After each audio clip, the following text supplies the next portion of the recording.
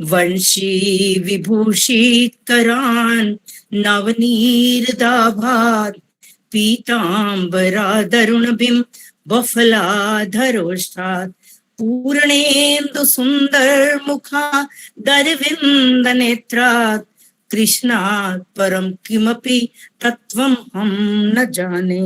बोल सच्चिदानंद भगवान की जय। बोल मेरे श्री सतगुरुदेव महाराज की जय। जीवन में कई नेक लोगों के साथ घटनाएं घटते देखी और फिर ये भी देखा कि दुख से वही उबर पाए जिन्होंने स्पिरिचुअलिटी को अपना लिया। जैसे दीदी समझाते हैं कि कर्मों के हिसाब से सुख दुख तो आने ही है। ऐसा नहीं कह सकते कि हम अच्छे कर्म कर रहे हैं तो हमें दुख नहीं आएगा, लेकिन तब यही समझ में आया कि चाहे कितना पढ़ जाए, कितना कमा लें, कितना भले काम कर लें, लेकिन सुख दुख तो आएंगे ही। और उस समय डिप्रेशन में जानने से बचने का एक ही रास्ता है, परमात्मा से जुड़ जाने का। डॉक्टर मनोजा को देखा, अपने नाना श्री ब्रह्मदत्त शास्त्री जी को देखा, और भी अनेक ऐसे लोगों के एग्जाम्पल सामने आए कि जिनको देखकर ये समझ में आया। डॉक्टर के अग्रवाल जी थे जिन्होंने स्पिरिचुअलिटी को नहीं छोड़ा, और पूरा उनकी कर्नल सूद सर से हम गीता पढ़ रहे हैं तो उन्होंने भी अपना जॉब के साथ रहते रहते स्पिरिचुअलिटी को अपनाए रखा, जो चीज़ें हमें बहुत हेल्प करती हैं। और ये हैबिट्स हमें अपने बच्चों के अंदर भी डालनी है। हमारे साथ शशि नांद्रा जी हैं और उनके बड़े भाई कर्नल सतीश सूद जी हैं, जो हमें पिछले कई महीनों से भागवत गीता के बारे में बहुत अच्छे से समझा रहे हैं। आज हमारे साथ बहुत से और लोग भी जुड़े हैं जिनका इंट्रोडक्शन मैं बाद में दूंगी। सर से निवेदन है कि वो छठे अध्याय की चर्चा को आगे बढ़ाएं। बहुत बहुत धन्यवाद सबको, मेरी ओर से प्रणाम। कल हमने चर्चा की थी गीता के छठे अध्याय में 16वें और 17वें श्लोक की। मैं इसकी हिंदी एक दफा पढ़ता हूँ, उसके बाद शशि श्लोक नंबर 18 से आगे चलेंगे। 16 नंबर श्लोक में कहा था, हे अर्जुन, यह योग, कौन सा योग? जिसको हम समभाव से कहते आए हैं, समत्वम योग उच्यते। यही डेफिनेशन योग की गीता में दी हुई है। कर्मों के रिजल्ट के प्रति समभाव में रहना, यह योग है, समत्वम योग उच्यते। हे अर्जुन, यह योग ना तो बहुत खाने वाले का सिद्ध होता है, ना बिल्कुल ना खाने वाले का, तथा ना अति सोने वाले का और ना अति जागने वाले का। आगे फिर 17वें श्लोक में कहा, दुखों का नाश करने वाला योग, यानी कि योग मतलब समभाव में रहना, ये दुखों का नाश करता है। ये बात अगर हमारे मन में बैठ जाए कि योग दुखों का नाश करता है, कौन से दुख? जो मानसिक दुख है, और इसके अलावा शारीरिक भी हैं, तो हम अपने मन को अगर बैलेंस में रखेंगे, अननेसेसरली कर्ज करने से हम बचेंगे, तब हम रिकवर भी जल्दी हो जाएंगे। दुखों का नाश करने वाला योग तो यथा योग्य आहार और विहार करने वाले का, यानी खाना बैलेंस तरीके से खाएं, एक्सरसाइज जो करनी है, सैर करनी है, वो भी बैलेंस्ड हो। कर्मों में यथा योग्य चेष्टा करने वाले का, जो काम हम कर रहे हैं उसमें भी अप्रोप्रिएटली इनपुट डालनी है, अच्छे तरीके से ठीक से मैनेज करके किसी भी प्रोजेक्ट को, किसी काम को करना है, किसी चेष्टा को करना है। युक्त चेष्टस्य, यथा योग्य चेष्टा करने वाले का, और यथा योग्य सोने और जागने वाले का ही सिद्ध होता है। तो ये हमें इन श्लोकों में बताया गया कि अगर हम योग में अपने मन को स्थापित करना चाहते हैं तो हमें अपना खाना पीना व्यवहार ये कैसे रखने पड़ेंगे, इसके बारे में बताया। अभी 18वें श्लोक पे चलते हैं। शशि पढ़े जरा। हाँ जी। ध्यान योग की अंतिम स्थिति को प्राप्त हुए पुरुषों के लक्षण। यदा विनियतम चित्त मात्मन्ने वावतिष्ठते, ये वर्ड है चित्तम और आत्मनि एव अवतिष्ठते, लेकिन इसको पढ़ने में चित्त तक हमारा सेंटेंस आएगा। यदा विनियतम चित्त मात्मन्ने वावतिष्ठते निःस्पृहः सर्वकामेभ्यो युक्त इत्युच्यते ते तदा विनियतम चित्तम यदा आत्मनि एव अवतिष्ठते। अत्यंत वश में किया हुआ चित्त जिस काल में परमात्मा ही भली भांति स्थित हो जाता है, तदा सर्व कामेभ्य, उस काल में संपूर्ण भोगों से निस्पृह सप्रिय रहित पुरुष युक्तः इति उच्यते, योग युक्त है ऐसा कहा जाता है। इस प्रकार योग के अभ्यास से अत्यंत वश में किया हुआ चित्त जिस काल में परमात्मा में ही भली भांति स्थित हो जाता है, उस काल में संपूर्ण भोगों से सप्रिय रहित पुरुष योग युक्त है ऐसा कहा जाता है। हम योग युक्त कैसे होंगे यह बताया गया है इस श्लोक में। लास्ट में कहा है युक्तः अति इति उच्यते, योग युक्त ऐसा कहा जाता है। यानी जो व्यक्ति योग से जुड़ गया, योग में स्थापित हो गया, जिसका कर्मों के प्रति फल में समभाव आ गया, ऐसा कब कहा जाएगा ये इस श्लोक में बताया है। कब कहा जाएगा, शुरू से चलते हैं। विनियतम चित्तम, अत्यंत वश में किया हुआ चित्त जिस काल में आत्मनि एव अवतिष्ठते, परमात्मा में स्थित हो जाता है। फिर से देखें, अत्यंत वश में किया हुआ चित्त जब परमात्मा में भली प्रकार स्थित हो जाता है, तो हम समझ लेते हैं कि ये चित्त वश में कैसे होगा और अत्यंत वश में जो कहा है कैसे होगा। या चित्त को वश में करने के लिए किसी रस्से से बांध के रखना है? क्या चित्त को वश में करने के लिए कोई डंडा लेकर के उसको कंट्रोल करना है? नहीं, इस तरह से चित्त कंट्रोल नहीं होता। और कंट्रोल ना होने में हमें पता कैसे चलेगा कि हमारा चित्त कंट्रोल में है या नहीं है? अगर मुझे ये पता चल जाए तो मैं उसको कंट्रोल कर पाऊंगा। जब मुझे पता चले कि अब कंट्रोल के बाहर हुआ तो मैं उसको कंट्रोल में कर लूंगा। तो पहले समझ लें कि कब कहा जाएगा कि मेरा चित्त कंट्रोल में नहीं है। नंबर 1, जब मैं अपने वातावरण में, आसपास, अपने मित्रों में, सगे संबंधियों में, दुनिया के प्राणियों में, जीव जंतुओं में, पेड़ पौधों में, नदी नालों में, हवा में, पानी में, जब मैं गलतियां निकालूंगा, समझ लेना कि मेरा चित्त मेरे कंट्रोल के बाहर हो गया। ये पहचान है, क्योंकि जब मुझे कंट्रोल में बाहर होने की पहचान होगी तभी मैं कंट्रोल में कर पाऊंगा। तभी कंट्रोल में हो गया, इसकी पहचान भी तभी हो पाएगी। तो पहली चीज है कि अगर मैं छिद्रान्वेषण करने लग जाऊं, गलतियां निकालने लग जाऊं, कभी अपनी, कभी परिवार वालों की, कभी समाज की, कभी वातावरण की, कभी ईश्वर की, कभी देवताओं की, कभी राक्षसों की, जब मैं इस तरह से गलतियां निकालूंगा तो समझ लेना कि चित्त मेरे कंट्रोल के बाहर है। तो मुझे चित्त को कंट्रोल में करने के लिए सबसे पहले गलतियों को निकालने की प्रक्रिया अपने मन से रोकनी होगी। कैसे रुकेगी? जो हो रहा है, जिसको मैं जिस चीज जो मुझे बुरी लग रही है, उसमें से मुझे ढूंढना है कि अच्छाई क्या है। कि अगर मुझे चोट लगी है तो मैं सोचूं, अच्छा ये चोट लगी है, अब थोड़ा सा पट्टी बांधनी पड़ेगी, दवाई लगानी पड़ेगी, 4 दिन आराम भी हो सकता है, ये भी फायदा है, और मेरी बॉडी इस चोट के प्रति इम्यून हो जाएगी। चलिए, लॉन्ग लाइफ, पूरी जिंदगी के लिए इस स्टेप्टिक के प्रति, टेटनस के प्रति इम्यूनिटी आ जाएगी।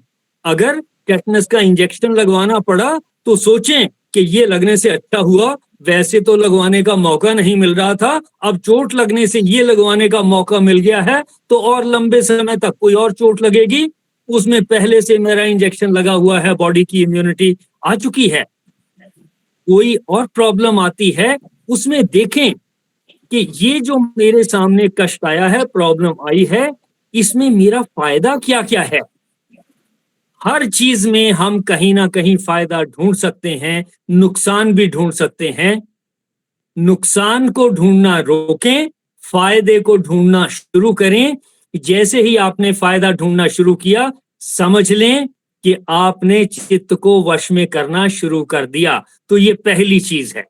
दूसरी, जब मेरा चित्त कहे कि मुझे कार चाहिए, मुझे घर चाहिए, मुझे बाइक चाहिए, मुझे ये चीजें चाहिए, रहने के स्थान, अच्छे वस्त्र चाहिए, ठीक। अगर ये इच्छाएं उस लेवल तक पहुंच गई जहां मेरे फाइनेंशियल रिसोर्सेज के बाहर हैं, तब समझ लेना कि चित्त कंट्रोल के बाहर हो गया। तब आपको कुछ और लगाना पड़ेगा लॉजिक कि अच्छा ठीक है, कार 20 लाख की भी है और कार 4 लाख की भी है।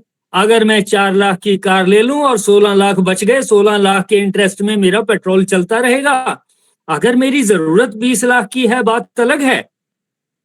अगर सिर्फ मैं इस वजह से कि लोगों में मेरी जरा इज्जत होनी चाहिए समाज में, तो 20 लाख की कार होनी चाहिए या 25 की होनी चाहिए, उसकी बजाय, जबकि मेरे रिसोर्सेज नहीं हैं, तब मैं कम रिसोर्सेज से अगर मेरा काम चलता है उससे चलाएं। अगर ऐसा हो जाएगा, समझ लें कि आपने अपने चित्त को कंट्रोल में कर लिया। आपने लाठी नहीं मारी, आपने डंडा नहीं मारा, आपने उसको कहीं बांध के नहीं रखा है।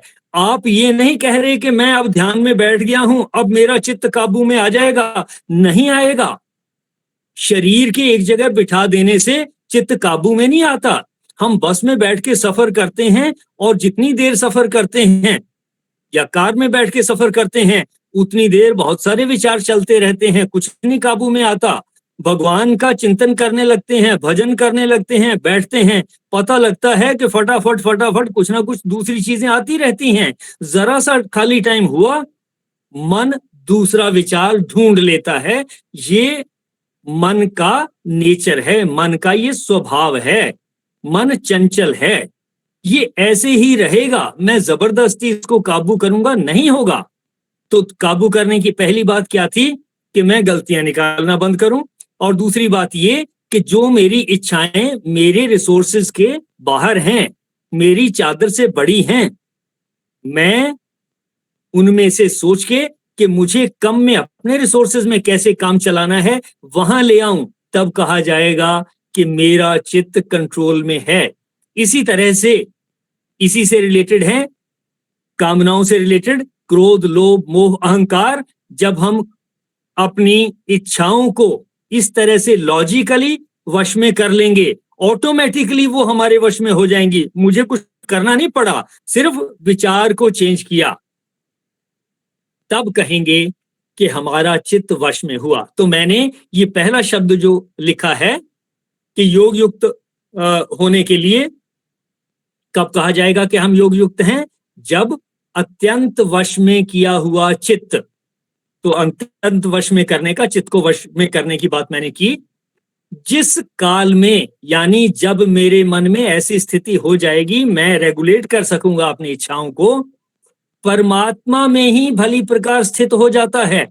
परमात्मा में कैसे स्थित होगा? अगर मुझे पता है कि परमात्मा क्या है, तभी स्थित हो पाएगा। और अगर मुझे ये नहीं पता कि परमात्मा क्या है, कैसा है, तो उसमें स्थित कहां से होगा? तो इसलिए शुरू से हम चलते आ रहे हैं, जानते आ रहे हैं कि ये सारा यूनिवर्स जिस शक्ति से चल रहा है उसको ईश्वर कहते हैं।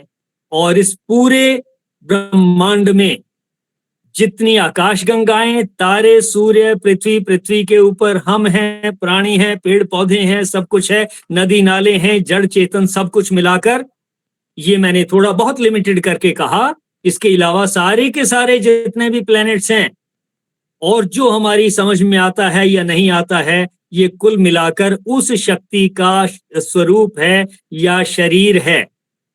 अगर ये मेरी समझ में आए तो मेरा दुश्मन भी ईश्वर के शरीर का हिस्सा है। और जैसे हम अपने शरीर के हिस्सों को देखते हैं कि वो एक दूसरे से मार पिटाई नहीं करते, लड़ते नहीं, किसी को बुरा भला नहीं कहते, बल्कि एक दूसरे के पूरक हैं। जब हमें ये समझ में आएगा कि मेरा शत्रु मेरा पूरक है, मेरा आलोचक मेरा पूरक है, मुझे देखना है कि वो मेरा पूरक कैसे है। मेरा शत्रु मेरा पूरक तब बनता है जब मुझे पता चले ओके इस शत्रु ने बता दिया मेरी कमजोरियां क्या हैं, वो मेरी इन कमजोरियों का फायदा उठाता है, कमजोरियां उसने बता दी मुझे ताकि मैं इनको ठीक कर सकूं, वो मेरा पूरक हो गया। जब मैं ऐसा देखूंगा तब मैं क्या कर रहा हूं, परमात्मा में स्थित हो रहा हूं। जब मेरा आलोचक कुछ कहता है, पहले दुश्मन की बात की, जब मेरा आलोचक मेरे बारे में बुरा भला कहता है, मेरी पीठ पीछे किसी को मेरी बुराइयां करता है और लौट करके दूसरा कोई मुझे बताता है कि वो तो आपके बारे में ये कह रहा है, तब मैं नाराज होने की बजाय ऐसा सोचूं जो उसने कहा है क्या वो ठीक है। अगर वो ठीक है और वो मेरी गलती है, कमी है, तो मैं उसको ठीक कर लूं, और जो उसने अगर कहा है वो गलत है तब मैं कह दूं, जवाब दे दूं कि नहीं ऐसा नहीं है, उसको शायद पता नहीं है, सच्चाई ऐसी है, लेकिन उसने कह दिया कोई बात नहीं, उसको पता नहीं होगा। जब मेरा रिएक्शन ऐसा होगा तब कहेंगे कि मैं ईश्वर में स्थित हुआ।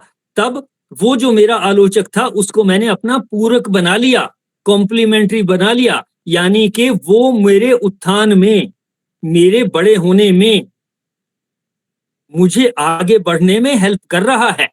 तो कहा अत्यंत वश में किया हुआ चित्त जिस काल में परमात्मा में ही भली भांति स्थित हो जाता है। मैंने बात की कि चित्त वश में कैसे होगा, कैसे पता चलेगा, कैसे आइडेंटिफाई करेंगे इस बात को, और परमात्मा में हमारा चित्त कैसे लगेगा, ये मैंने बात की कि जब ये दो चीजें हो जाएं, फिर क्या कहा है, उस काल में तदा सर्व कामेभ्यः निस्पृह, उस काल में संपूर्ण कामनाओं से स्पृहा रहित हुआ पुरुष योग युक्त ऐसा कहा जाता है। तो उस काल में, यानी कि जब ये दो बातें हो गई, चित्त वश में हो गया और हमारा मन गलतियां नहीं निकाल रहा, बाकी सबको, अपने दुश्मनों को भी, आलोचकों को भी पूरक मानता है, जब ऐसा हो गया, हमें पता लग गया कि वो भी ईश्वर के ही स्वरूप के अंग हैं, तब संपूर्ण कामनाओं से स्पृहा रहित हुआ पुरुष। स्पृहा रहित का क्या मतलब है? स्पृहा यानी अटैचमेंट। इस अटैचमेंट से, स्पृहा रहित से एक और श्लोक की मुझे याद आती है, महामृत्युंजय का एक मंत्र है, शशि आपको याद हो तो बोल दें जरा।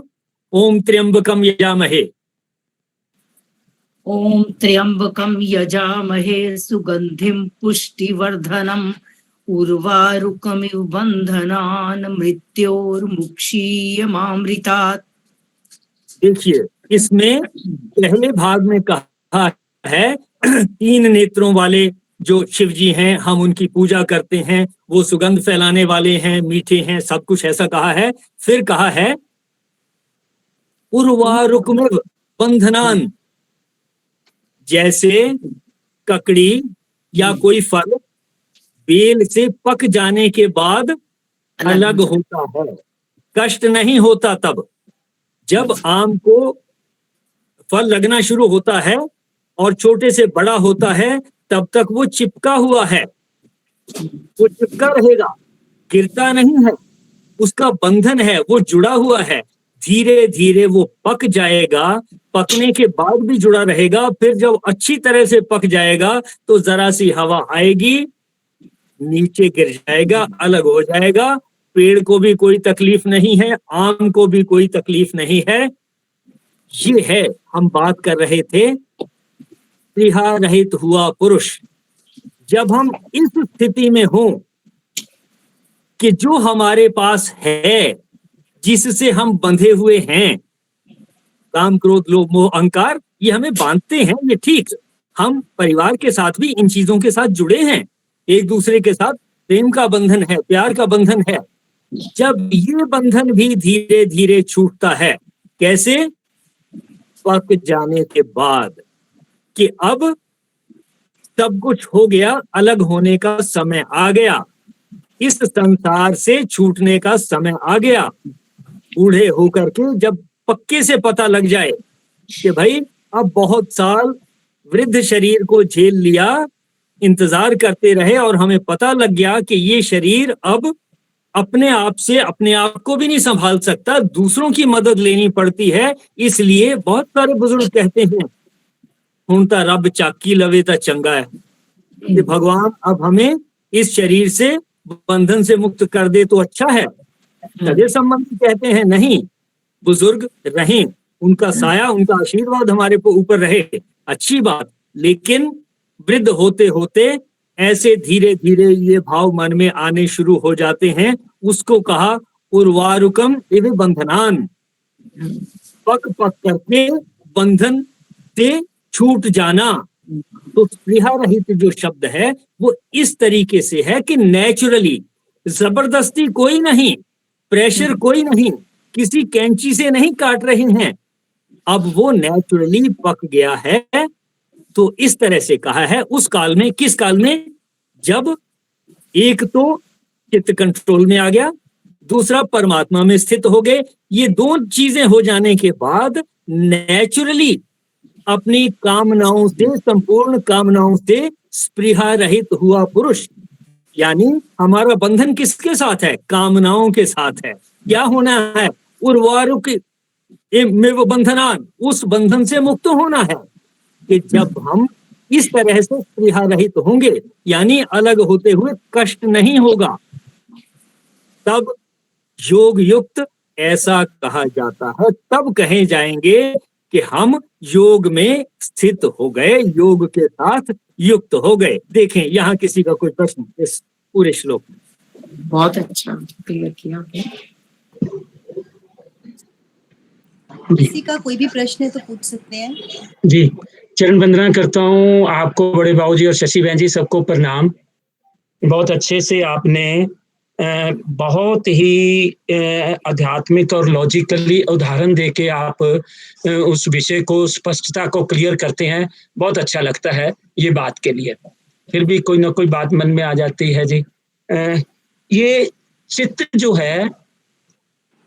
है ये क्या है? चित्त किसे कहते हैं और चित्त को हम कैसे देख सकते हैं? जैसे ज्ञान इंद्रियां हैं, कर्म इंद्रियां हैं, हम कर्म इंद्रियों को महसूस कर सकते हैं, ज्ञान इंद्रियों को महसूस कर सकते हैं। हमने कोई चीज नहीं देखनी तो आंखों से नहीं देखते, आंखें बंद कर लेंगे नहीं दिखाई देगी। तो मेरा कहना है चित्त, ये मन, चित्त और मन में भी कोई फर्क है? और चित्त है कहाँ, कैसे हम देख सकते हैं इसको, इसके बारे में वो चाह रहा था, आपका मार्गदर्शन चाह रहा था इसके विषय।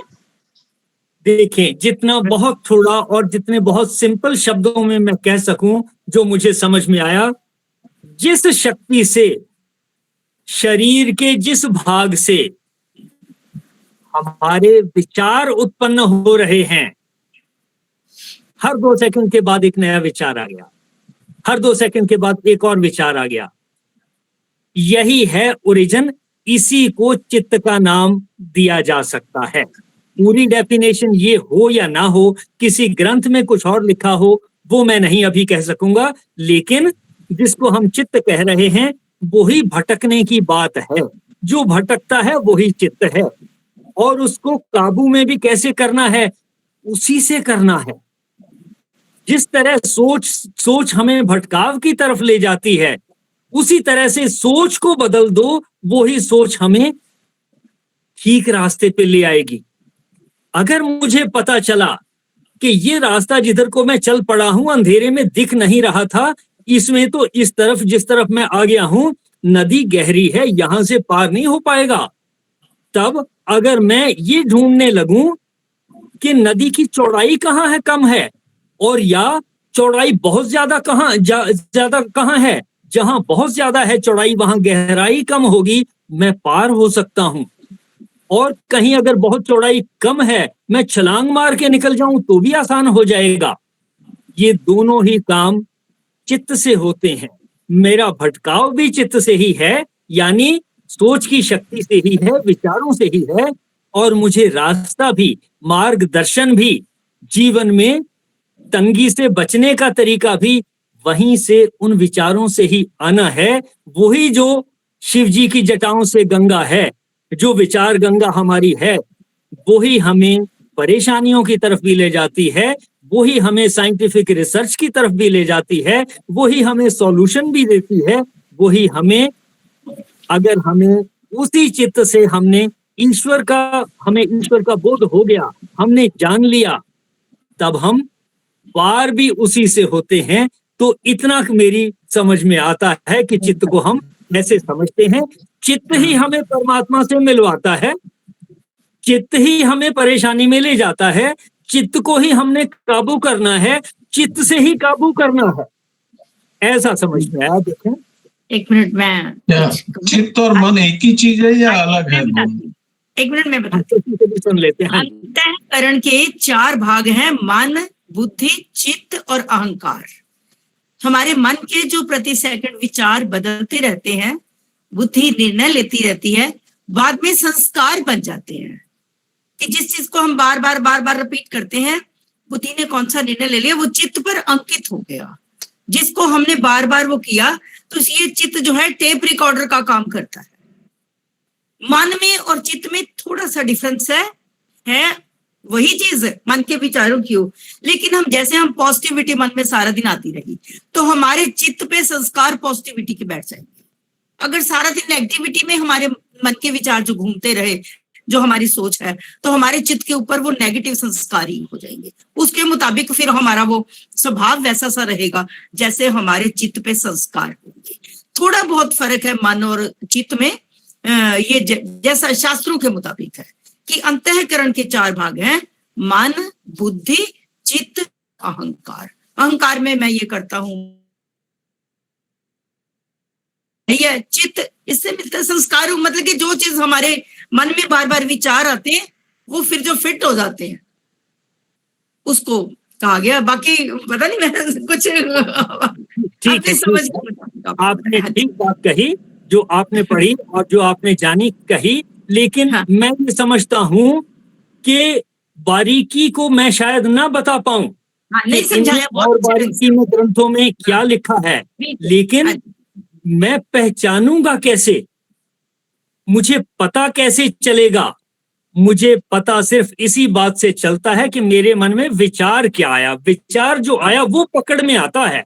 विचार कहाँ से आया वो भले ही पकड़ में ना आए, वो समझ में ना आए, लेकिन विचार जो आया वो पकड़ में आता है कि अब मुझे बाजार में जाना है, बाजार से सब्जी लानी है, ये समझ में आता है, इसके ऊपर एक्शन होता है।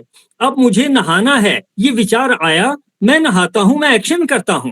मुझे कपड़े पहनने हैं, पुराने कपड़े उतारने हैं, नए कपड़े, साफ सुथरे कपड़े पहनने हैं, मुझे कपड़ों को धोना है। ये जो जितनी क्रियाएं हैं, ये सब विचार से आ रही हैं।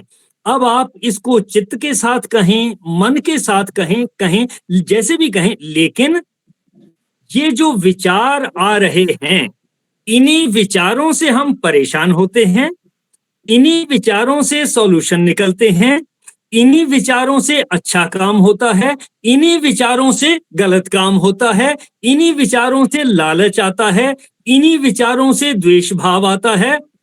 सिर्फ एक चीज अगर समझ में आ जाए कि जो विचार हैं, ये विचार ही है जो मुझे भगा रहा है, काम करा रहा है, क्रोध में ले जा रहा है, कामनाओं की तरफ ले जा रहा है, और इससे बचने का भी एक ही तरीका है कि इसका रास्ता मोड़ दूं, कि ये जो मेरा विचार उस तरफ को चोरी करने की तरफ के रास्ते पर जा रहा था, मैं इसको दूसरे रास्ते पर बदल दूं। सिर्फ इस घोड़े का रास्ता ही बदला जा सकता है। बहुत कोशिश की है, कहा है कि इस तरीके से शांत बैठिए, एकाग्र चित्त कर लीजिए, बाकी सारी चीजों को छोड़ दीजिए, किसी एक चीज पे केंद्रित कीजिए, लेकिन कोई एक व्यक्ति भी पूरी दुनिया में ढूंढना मुश्किल है जिसको हम कह सकें कि उसने इन विचारों से मुक्ति पाली हो, जिसके मन में विचार ना आते हों। एक भी ऐसा व्यक्ति नहीं मिलेगा। और हम इस प्रयास में अगर लग जाएं कि जी हाँ, मन को हमने मुक्त करना है विचारों से, काउंटर प्रोडक्टिव होगा। सारी उम्र लगा देंगे, लेकिन प्रैक्टिकली तो पूरी दुनिया में से किसी का हो नहीं पाया, तो मेरा एक का अगर हो भी गया तो क्या वैल्यू है, कितनों का हो पाएगा। इसलिए हमें ये देखना है कि हम इस घोड़े के रास्ते को बदल दें कि चल इधर की बजाय तू इस रास्ते पे चल, इतना ही मेरी बहुत समझ अच्छा में आता है। एक्सप्लेन देख किया। सर आपकी बात समझ आ गई, मतलब हमने रास्ता ही बदलना है, ठीक है, लेकिन बुद्धि विचार तो बुद्धि में भी उठते हैं ना, जैसे आप कह रहे हैं मन में और इसमें होते हैं विचार, तो बुद्धि मैं इसमें इसको कहाँ स्टैंड होती है? हाँ मैं इस पे आपको कहता हूं। मान लीजिए मैंने आपका क्या नाम है? अनीता। अनीता जी, मैंने जैसे ही कहा अनीता जी, बाकी सब ध्यान नहीं देंगे, आपका ध्यान जाएगा, क्योंकि ये आपका नाम है। आपका ध्यान एकदम वहां जाता है और कहा जाए अनीता जी आप उठिए, आप उठ जाएंगी, आप सोचेंगी नहीं। आपको कहा जाए अनीता जी 2 स्टेप चलिए, आप चल पड़ेंगी, बगैर सोचे समझे आप ये काम ऑटोमेटिकली आपसे हो जाते हैं। आपको कहा जाए अनीता जी छत से छलांग लगाइए, आप नहीं लगाएंगी, वो नेचुरली एक्सेप्टेबल नहीं है, आपके मन में कहीं ना कहीं वो प्रोग्राम्ड है। इसी तरह से मेरे को अगर पहली दफे जिस दिन हाथ आग में लगा था, गर्म महसूस हुआ था, उस समय एक संस्कार मन में बैठ गया कि फ्लेम की तरफ उंगली जाएगी, जलेगी। वो उस समय जो संस्कार मेमोरी में आ गया, उस समय एनालाइज कर लिया बुद्धि ने भी कि भाई ये ऐसी लाल जैसी चीज होती है, या कोई और गर्म चीज है, अंगीठी जैसी है, या हीटर है, या कुछ और है, तो इस चीज को अगर मैं हाथ इधर ले जाऊंगा तो वो जलेगा। ये चीज मेरी मेमोरी में रिकॉर्ड हो गई। कब? एनालाइज होने के बाद बुद्धि ने इसका मंथन कर लिया और इसको मेमोरी में डाल दिया। नेक्स्ट टाइम जब वो परिस्थिति आएगी, आप सोचोगे नहीं, वो आपका नेचुरल रिएक्शन होगा।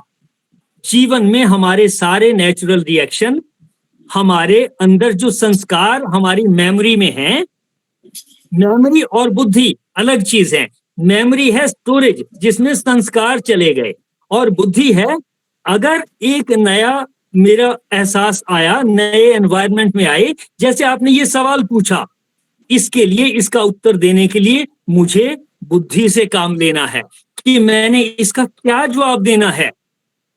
इसकी जो चीजें पहले से मेरे मन में हैं वो जवाब नेचुरली वहां से आएंगे। जो चीज पहले वहां स्टोर्ड नहीं है, वो शब्द मुझे, ये जितने शब्द मैं बोल रहा हूं सारे के सारे स्टोर्ड तो नहीं है ना वहां, लेकिन वहां से बुद्धि को इस्तेमाल करके अब ये आ रहे हैं। तो बुद्धि जो है एनालिसिस करने के लिए काम आती है। परिस्थितियों को एनालाइज करेंगे, उसके अनुसार जो डिसीजन लिया जाएगा, बुद्धि ने ही डिसीजन लेना है, जो डिसीजन ले लिया उस डिसीजन के बेस पे एक संस्कार मेरी मेमोरी में बैठ जाएगा।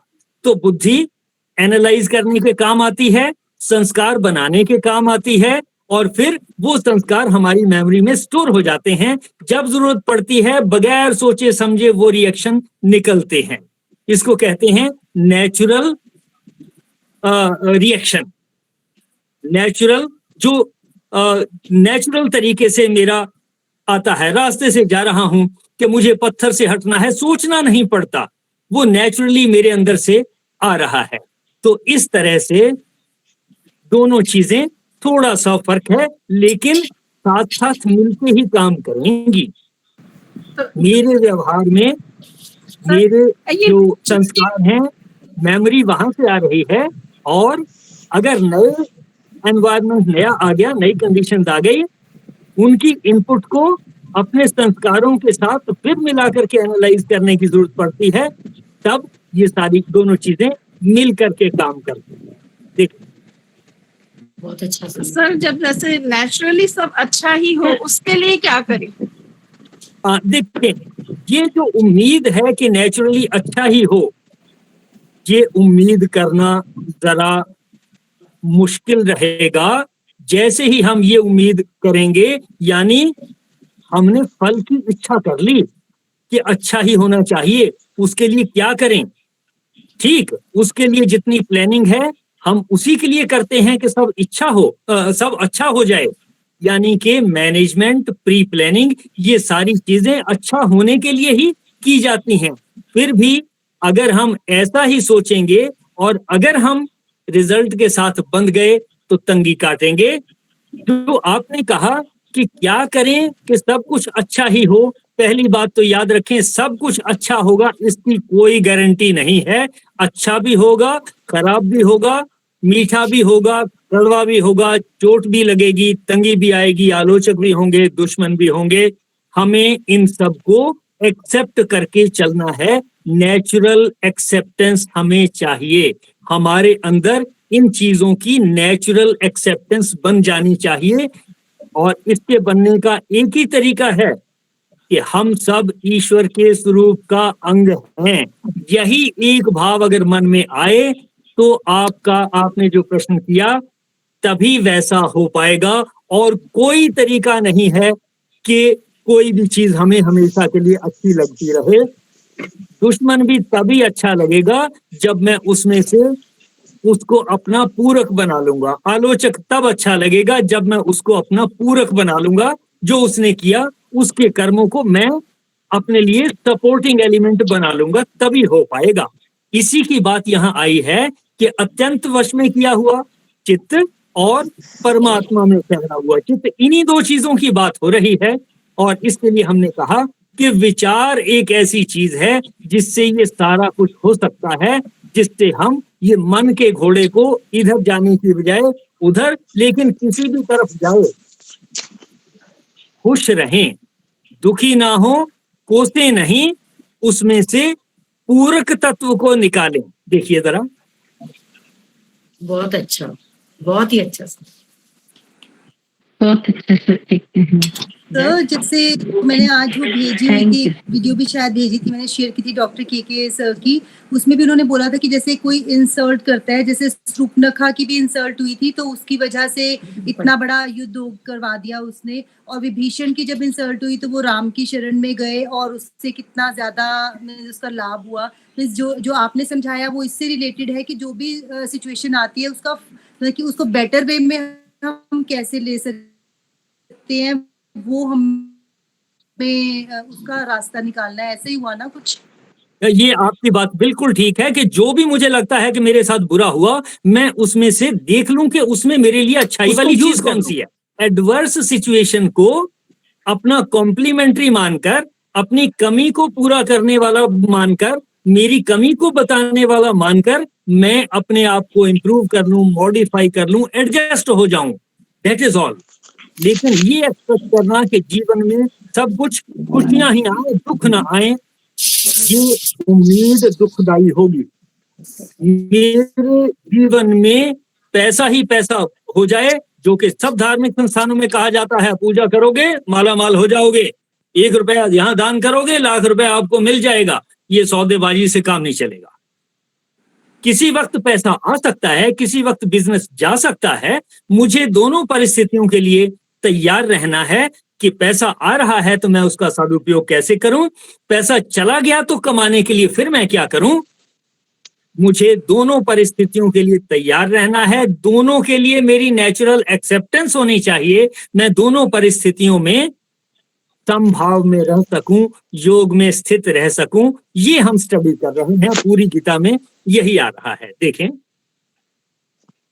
बहुत ही अच्छा, मीन्स हमारे हाथ में सिचुएशन नहीं है, लेकिन अच्छा, हमने रिएक्ट कैसे करना है वो हमारे हाथ में होना चाहिए। बुद्धि से हमने ये निर्णय लेना है कि हमने उस चीज को, क्रोध आया है या उसको कहाँ पे लगाना है या कैसे उसको यूज करना है, वो हमारे हाथ में होना चाहिए। ये बिल्कुल ठीक बात है, ये बिल्कुल ठीक बात है। Worry uses an immense amount of vital force.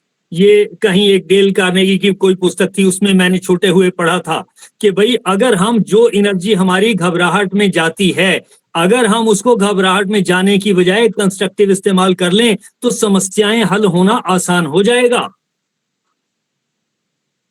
Worry uses an immense amount of vital force. हमारी जीवन का जो घबराहट है, जो वरी है, वो हमारे जीवन शक्ति की के बहुत बड़े अमाउंट को इस्तेमाल कर लेता है।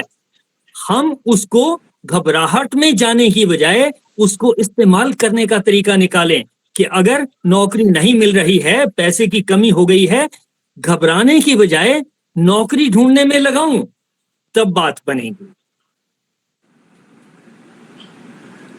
अगर किसी का कोई प्रश्न है तो पूछते, नहीं तो फिर समापन की ओर बढ़ेंगे। सर आज का हमारे टेक साथ अवे पॉइंट यही था, हाँ, कि अब मतलब जो आपने बताया कि अपने शत्रु को अपना पूरक समझे या नेगेटिव सिचुएशन को अपना पूरक समझे, ये बहुत ही मतलब थॉटफुल और बहुत अच्छी थॉट पॉइंट बताया आपने। Thank you so much. ये वाला पॉइंट आ सकता है ना इसमें, ऑपोजिट वैल्यूज आर कॉम्प्लीमेंट्री। बिल्कुल ठीक, बिल्कुल ठीक। हाँ जी, बिल्कुल। समापन की ओर बढ़े। आज हमारे साथ गीतांजलि बोहरा जी ने ज्वाइन किया हुआ है, उषा गर्ग हैं, कल्पशिखा जी हैं, गुरविंदर सिंह जी हैं, कंचन दुआ जी ने कल भी ज्वाइन किया था, आज भी हैं, आदर्श जी के भाभी जी हैं, अरविंद साहू जी हैं और शिवानी शर्मा जी हैं। जो अपना इंट्रोडक्शन देना चाहें वो वीडियो ऑन करके दे सकते हैं। और आप उम्मीद करते हैं आप सबका बहुत बहुत, पहले तो बहुत बहुत स्वागत है आपका गीता ग्रुप में। उम्मीद करते हैं कि आप हर रोज आते रहेंगे। Thank you Shiv. आज मुझे ना सच में बहुत अच्छा लगा यहाँ के। आपने इंट्रोडक्शन तो दे ही दिया है मेरा, मैं गीतांजलि हूँ। सबको प्रणाम।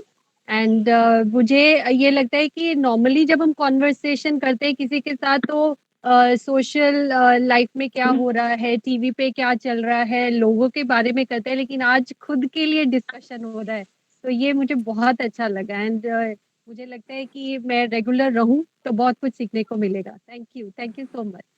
गीतांजलि जी मेरे कुलीग रहे हैं, हम दोनों ने थोड़ा टाइम इकट्ठा पढ़ाया माइंड ट्री स्कूल में, और एक वो फर्स्ट साइट लव होता है ना, जैसे वो हो गया था इनके साथ।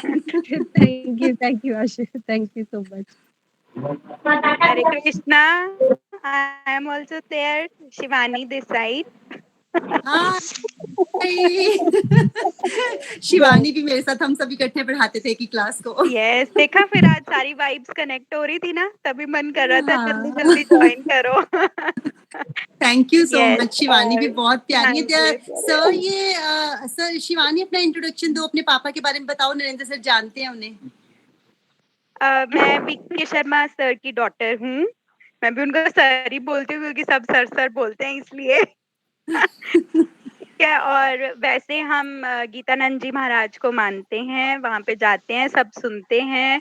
हमारे घर पे गीता जी का पाठ रोज होता है 12वें अध्याय का। तो ऑलरेडी हमारा बहुत ज्यादा झुकाव है गीता जी की तरफ। लेकिन अभी क्या हो रहा है कि घर पे सब लोगों के पास टाइम होता है सुबह जल्दी उठने का, 2:30 बजे 3 बजे, और पाठ कर लेते हैं वो। लेकिन क्योंकि मेरी जॉब है, डॉटर है, तो उतना पॉसिबल नहीं हो पाता, तो मुझे कहीं ना कहीं गिल्ट रहता है कि कुछ हो। तो आज जब मैम ने मुझे ऐड किया, मुझे ऐसे लगा कि भगवान जी खुद, जैसे किसी के मन में वो होती है ना कि आपको ये करना है, और भगवान जी आपको खुद रास्ता दे देते हैं। तो वही चीज थी कि सामने मेरे बिल्कुल, और जो डी के जो मंदिर में लगी हुई है फोटो वही सेम है। तो मैंने फोटो देखते ही भगवान जी को बोला, आपने मुझे ढूंढ लिया ना। बस मुझे यही कहना है कि मतलब अगर आप मन में होता है तो भगवान खुद आपके लिए रास्ता क्रिएट कर देते हैं। 4-5 दिन से मतलब वो रोज सुबह सब उठ रहे थे और मुझे यही हो रहा था, भगवान जी मैं क्यों नहीं कर पा रही हूँ। तो उन्होंने कुछ सोचा हुआ था मेरे लिए। तो थैंक यू मैम, आपने मुझे ऐड किया। देखा, आप भी एक वो रास्ता बने हो मेरे लिए। So thank you so much everyone, और ज्वाइन करके मुझे बहुत Thank you. अच्छा लगा। Yes, this is what we need to practise daily. मुझे लगता है हमें तो 24 घंटे इसी चीज की जरूरत है। बच्चा हमारे हिसाब से काम क्यों नहीं कर रहा, हस्बैंड हमारी बात क्यों नहीं सुन रहा। तो दे ऑल आर कॉम्प्लीमेंट्री, और वो सब हमारे पूरक हैं। Yes, exactly. Thank you so much. Thank you. Hello ma'am. हाँ जी। हेलो। आशु जी, एक अनु जी आए हुए हैं जापान से, उन्होंने भी ज्वाइन किया हुआ है। नहीं, अनु गंगवानी जी तो यहीं से है, उनकी सिस्टर ने अगर ज्वाइन किया हो तो वो बोल सकते हैं। कंचन भाभी। हाँ जी, नमस्कार जी। कंचन दुआ, नमस्ते। नमस्कार जी, थैंक यू सो मच आशु जी, बड़ा अच्छा लगा है ज्वाइन करके। दीदी बहुत टाइम से मेरे को बोल रहे थे ज्वाइन करने के लिए, बस वो जस्ट लाइक दैट नहीं ज्वाइन कर पाई। बट ऑनेस्टली लग रहा है I have been missing something so great. बहुत you. अच्छा लग रहा है। Definitely different kind of questions आ रहे हैं माइंड में, किसी टाइम पूछूंगी आराम से उनको।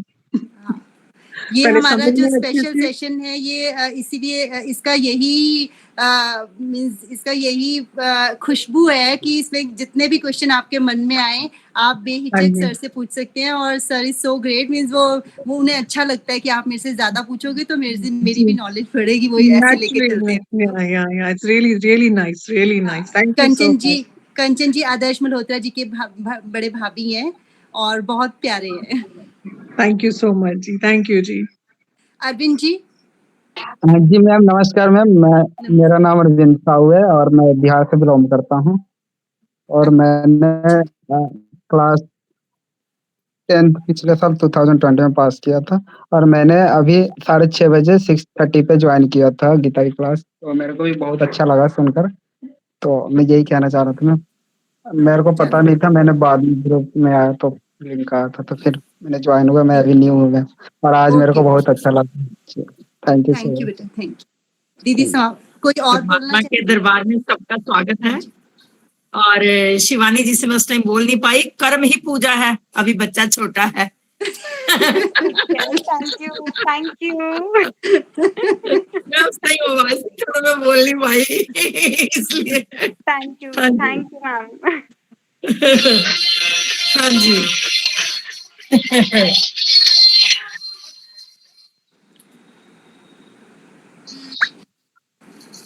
दीदी समापन की ओर बढ़े। हाँ जी। चलो, सर्वे भवन्तु सुखिनः, सर्वे सन्तु निरामया, सर्वे भद्राणि पश्यन्तु, मा कश्चित् दुःख भाग् भवेत्। गौ माता की परम कृपा से सुख समृद्धि का बसेरा, गोधन से दुख दरिद्र भागे, सब ग्रंथों का सार घनेरा। बोल गौ माता की जय। हरि ओम तत्सत, हरि ओम तत्सत, हरि ओम तत्सत। सर को और शशि दीदी को और सभी को बहुत बहुत प्रणाम। बहुत सार्थक रही आज की चर्चा। इस पूरे सहयोग के लिए सभी का धन्यवाद और मेरी ओर से सभी को प्रणाम। आप सब हरिओम जी। आज प्रसाद में अनारकली लॉफ है। आप अपने आप को आज अनारकली समझें और समझें कि आपको शहजादा सलीम ने एक रोज की कली भेंट की है। वो कली को एक्सेप्ट करें, सूंघे, डीप ब्रीथ लें और खूब खिलखिला के हंसे। अगर खुशबू आ रही है तो आपको कोरोना नहीं हुआ।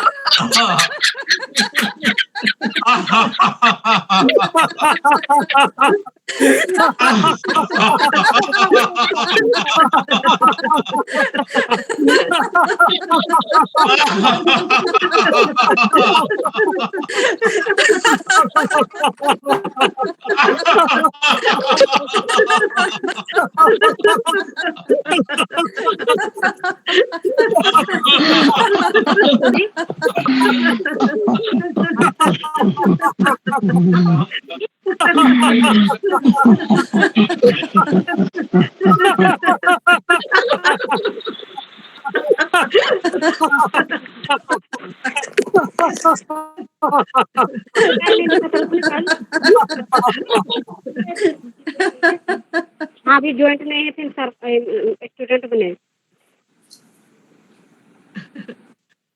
सुनीता दीदी नमस्ते।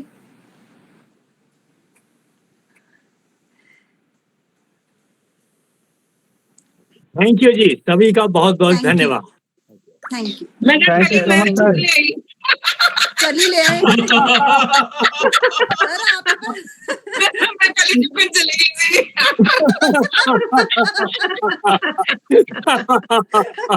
थैंक यू जी, थैंक यू। बहुत ज्यादा खुशबू आ रही है, बहुत ज्यादा खुशबू आ रही है।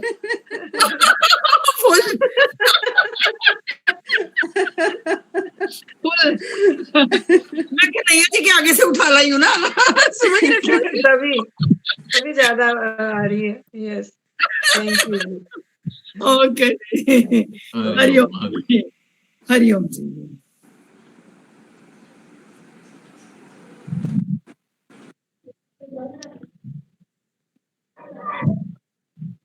आशु जी बधाई, आपकी नंबर तो बढ़ते जा रहे हैं खूब।